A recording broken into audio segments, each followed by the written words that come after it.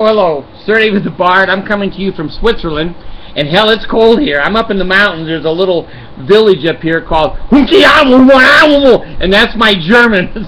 So if you send me emails, that's the place you send it to.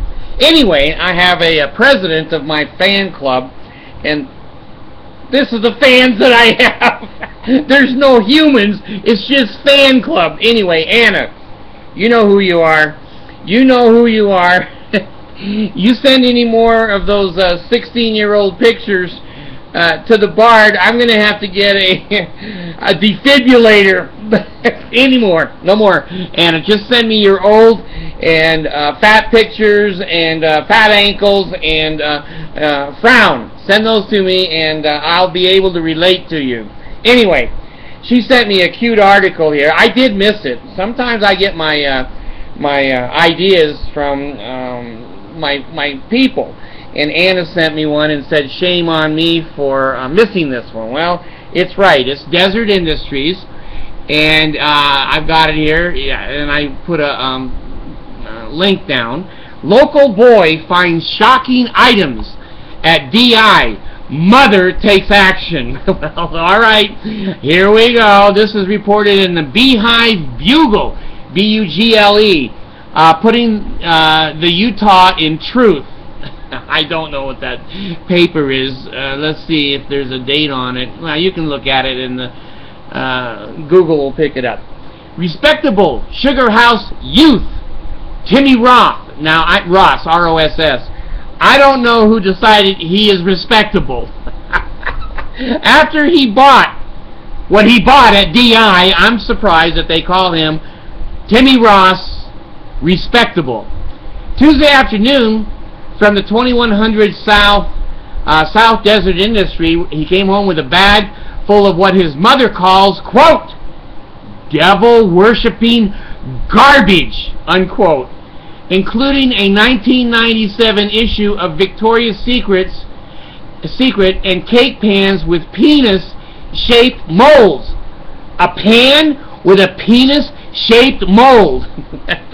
I'm sure it wasn't penis-shaped, but in this Molly Mormon's mind, she hasn't seen that many penises, so a square pole coming off, she's going to see it as a penis. Anyway, DI, quote, it used to be a good place to find wholesome things to purchase and a safe environment for young boys. Now it's breeding grounds for poor choices and sexual deviancy. His mother, Mary Ross, said, Mrs. Ross has created a women's group in her neighborhood. This is 3 old biddies that haven't seen a penis for 42 years. They're going to be in charge of Penisville up there in Sugar House. His mother has created a women's group in her neighborhood, quote, disbelief society. Now, she's taking it from the Mormon Relief Society. So there's no... the boy found some stuff that is for release, but for Relief Society, they're now doing a disbelief society. God dang the Mormons. You gotta love them. They don't have any creativity. That aims to clean up DI and rid God's thrift store of tempting items and the option for sinful purposes and purchases. This coming week, the Disbelief Society will be petitioning the church for rights to run a daily check on every DI floor item, from clogs to 1940s Tabernacle records to old issues of National Geographic, and you know those have all those Negro boobs. I can say Negro. I'm so old.